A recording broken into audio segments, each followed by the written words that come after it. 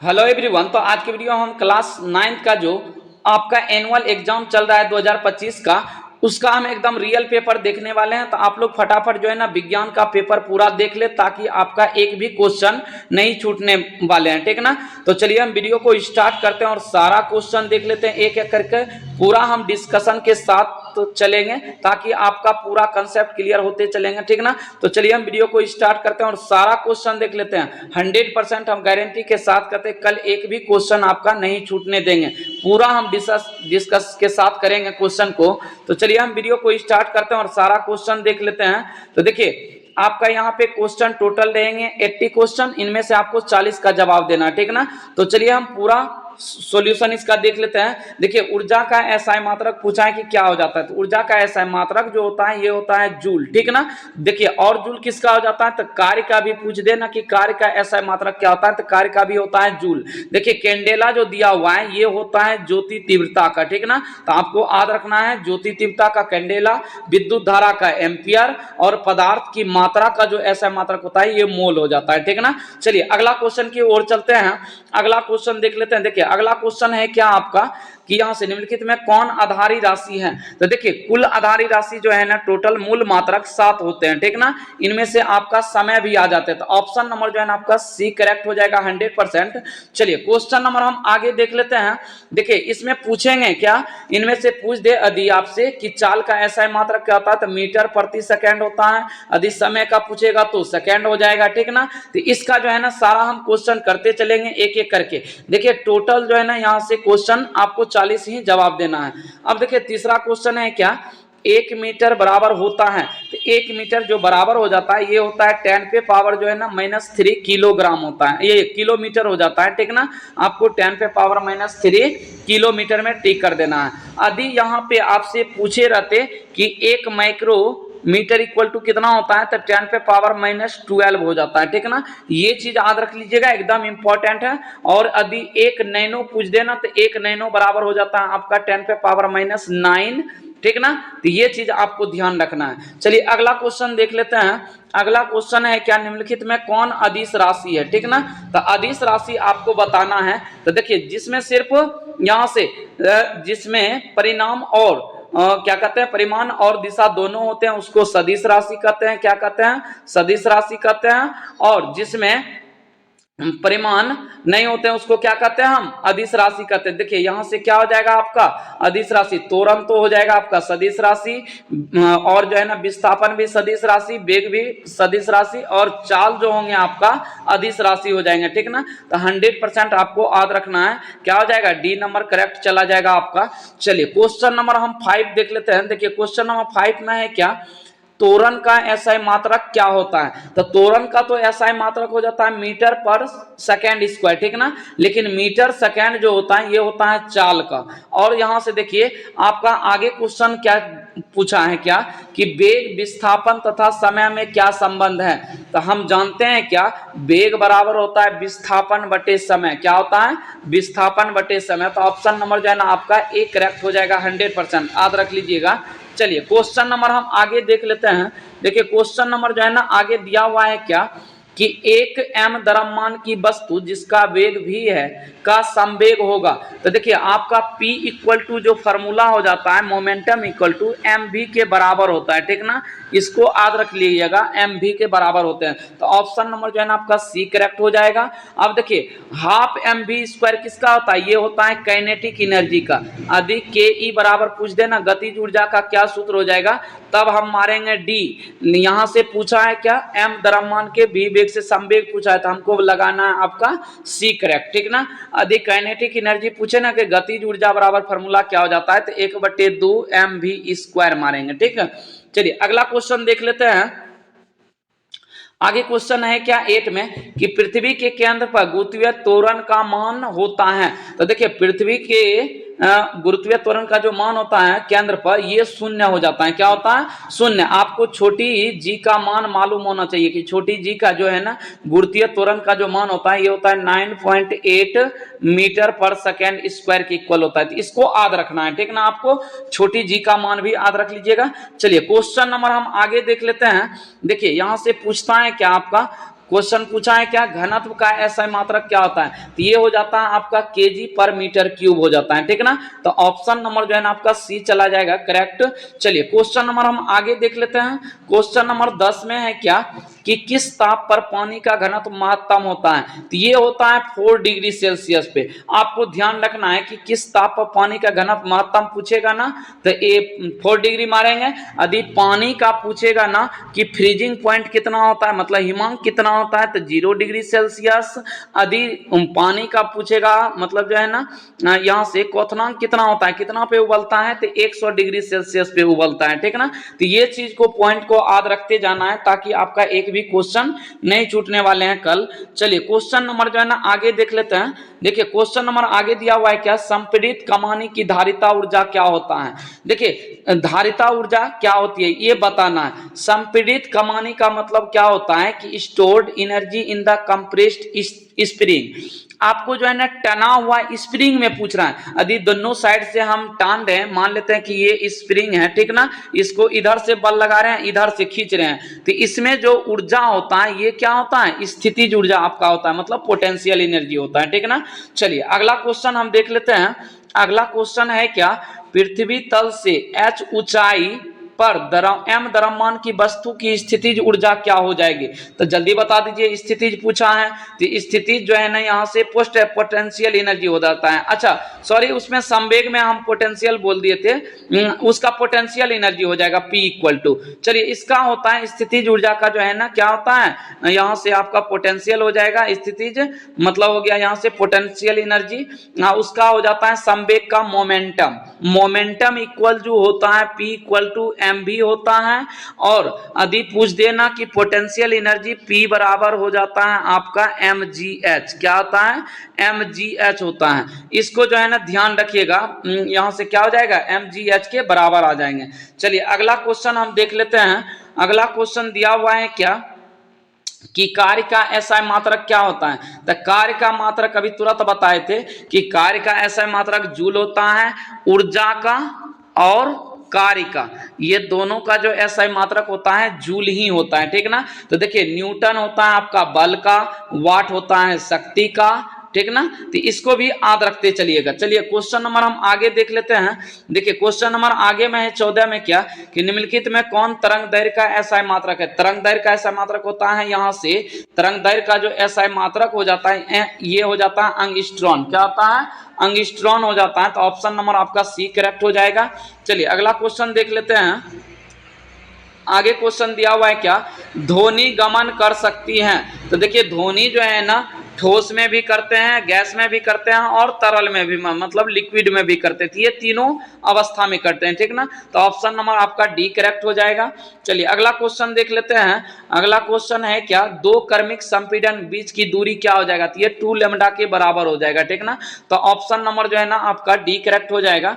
चलिए अगला क्वेश्चन देख लेते हैं। देखिए अगला क्वेश्चन है क्या, संवेग P एवं गतिज ऊर्जा K में क्या संबंध है, तो ये हो जाता है आपका K बराबर जो है ना P स्क्वायर बटे M स्क्वायर हो जाता है, ठीक ना। तो ऑप्शन नंबर आपका सी करेक्ट हो जाएगा। यदि इसी में पूछता है कि गतिज ऊर्जा बराबर क्या सूत्र होता है, तो ये हो जाता है 1/2 mv स्क्वायर के इक्वल हो जाते हैं, ठीक ना। चलिए अगला क्वेश्चन हम देख लेते हैं। अगला क्वेश्चन है क्या आपका, किसी वस्तु का घनत्व बराबर होता है। तो देखिए हम जानते हैं क्या, घनत्व बराबर जो है द्रव्यमान बटे आयतन हो जाते हैं। क्या होते हैं, द्रव्यमान बटे आयतन। तो ऑप्शन नंबर जो है ना आपका बी करेक्ट चला जाएगा। चलिए अगला क्वेश्चन हम देख लेते हैं। देखिए अगला क्वेश्चन है क्या, निम्नलिखित में कौन सामान्य वायुमंडलीय दाब है, तो ये हो जाएगा आपका पारे का 760 सेंटीमीटर हो जाएगा, ठीक ना। तो ऑप्शन नंबर जो है ना आपका बी करेक्ट हो जाएगा।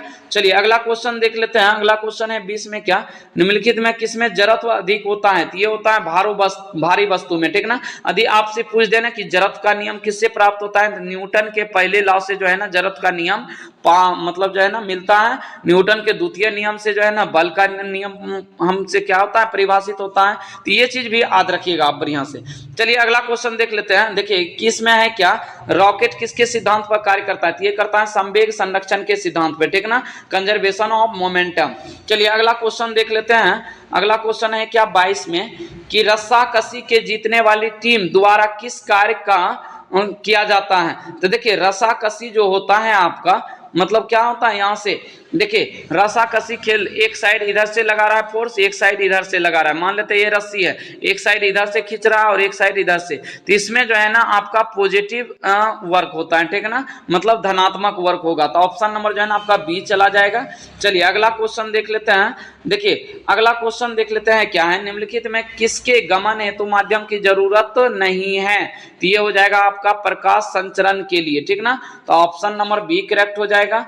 अगला क्वेश्चन देख लेते हैं, स्पष्ट प्रतिध्वनि सुनने के लिए मूल ध्वनि तथा परावर्तित ध्वनि के बीच संयम का अंतराल कम से कम कितना होना चाहिए? तो ये हो जाता है 0.1 सेकेंड। कहने का मतलब हो जाएगा 1/10 सेकेंड जो है ना कोई बात हम अपने काम तक रख सकते हैं, ठीक ना, मतलब इतना तक जो है ना क्या करते हैं, 20 अंतराल पूछा है, कम से कम 1/10 सेकेंड होता है। मतलब कहने का मतलब डी बराबर 0 पॉइंट में लेंगे इसको 0.1 सेकेंड आ जाएंगे, ठीक ना।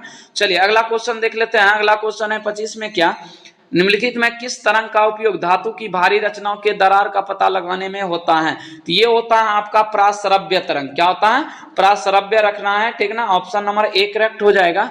चलिए अगला क्वेश्चन देख लेते हैं 26 में, देखते हैं क्या है। किसी गतिशील पिंड का वेग आधा करने यहां से करने से उसका संवेग क्या हो जाता है? देखिए जब हम आधा यहां से क्या करेंगे, पिंड के वेग को आधा करेंगे तो ये आपकी आधी हो जाएगी। क्या हो जाएगी? आधी हो जाएगी। तो ऑप्शन नंबर जो है ना आपका ए करेक्ट हो जाएगा।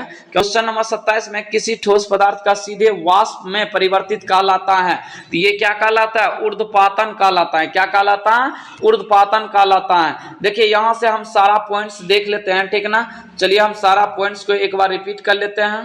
यदि ठोस से द्रव में जाएंगे ना, ठोस से द्रव में, देखिए ठोस से यदि द्रव में जाएंगे तो ये क्या हो जाएगा, मतलब इसको हम संगलन कहेंगे। क्या कहेंगे? संगलन कहेंगे, ठीक ना। ठोस से द्रव में जाने पर संगलन और द्रव से गैस में जाने पे वाष्पन। यदि ठोस से सीधे गैस में यदि चला जाएंगे तो इसको कहते हैं हम ऊर्ध्वपातन। क्या कहते हैं? ऊर्ध्वपातन याद रखना है, जिसको इंग्लिश में हम सब्लिमेशन कहते हैं। यदि गैस से द्रव में आएंगे तो गैस से द्रव में आने की क्रिया को हम क्या कहते हैं? संघनन कहते हैं। यदि द्रव से ठोस में आएंगे, कहने का मतलब द्रव में इसको ठोस में बदलना है तो इसको हम हिमांक कहते हैं। क्या कहते हैं? हिमांक कहते हैं, ठीक ना। तो यदि गैस से हमको डायरेक्ट आना है ठोस में तो इसी को कहते हैं हम निक्षेपण, ठीक ना।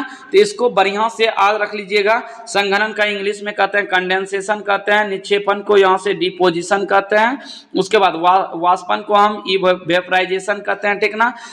ताप यदि हम देते हैं, इसमें ताप यदि प्लस होगा तो ऊष्माशोषी होता है, यदि यहाँ पे ताप माइनस होगा तो ऊष्माक्षेपी होगा, ठीक ना, इसको ध्यान रखिएगा। चलिए क्वेश्चन नंबर हम 28 देख लेते हैं। देखिए 28 में है क्या, खरिया है। खरिया क्या है? एक जो है ना यौगिक है। क्या है? यौगिक है। चलिए अगला क्वेश्चन हम देख लेते हैं। देखिए अगला क्वेश्चन क्या है, इसमें थोड़ा सा याद रख लीजिएगा। देखिए इसमें जो है ना उपधातु के बारे में पूछ दिए जाते हैं। उपधातु जो है ना कितने होते हैं? 7 हो जाते हैं। उपधातु कितने होते हैं? 7 होते हैं, ठीक ना। तो चलिए अगला क्वेश्चन देख लेते हैं। अगला क्वेश्चन देख लेते हैं कि निम्नलिखित में कौन रासायनिक परिवर्तन है? तो रासायनिक परिवर्तन होता है एक भौतिक परिवर्तन होता है।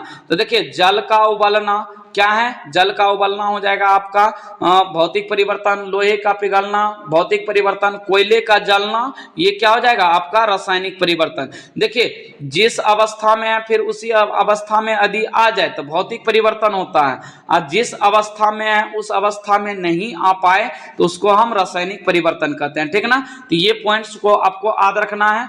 चलिए अगला क्वेश्चन देख लेते हैं। आगे क्वेश्चन है क्या 30 में कि निम्नलिखित में कौन सा तत्व नहीं है ये बताना है, ठीक ना।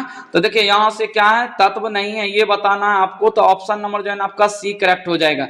देखिए ब्रोमीन एक तत्व है, उसके बाद जस्ता भी है, नाइट्रोजन भी है, लेकिन कागज क्या है? एक एलिमेंट्स नहीं है, ठीक ना। चलिए अगला क्वेश्चन देख लेते हैं। अगला क्वेश्चन 31 में है क्या, वह प्रक्रिया इसमें इत्र की गंध वायु के चारों ओर फैल जाती है कहलाती है। क्या कहलाती है? देखिए किसी चीज का फैल जाना गंध वो विसरण होता है। क्या होता है?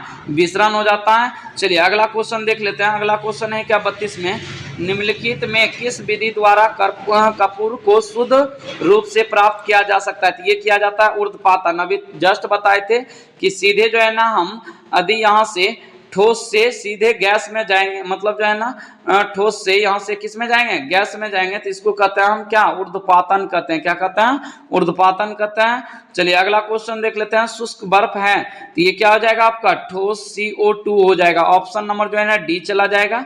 चलिए अगला क्वेश्चन देख लेते हैं। देखिए 34 में क्या, किसी पदार्थ के इकाई आयतन के द्रव्यमान को कहते हैं, क्या कहते हैं, घनत्व कहते हैं। तो ऑप्शन नंबर जो है ना आपका ए करेक्ट हो जाएगा। चलिए अगला क्वेश्चन है 35 में, क्या निम्नलिखित में कौन सा ऊर्ध्वपातित पदार्थ नहीं है, तो ये हो जाएगा आपका जल। क्या हो जाएगा, जल।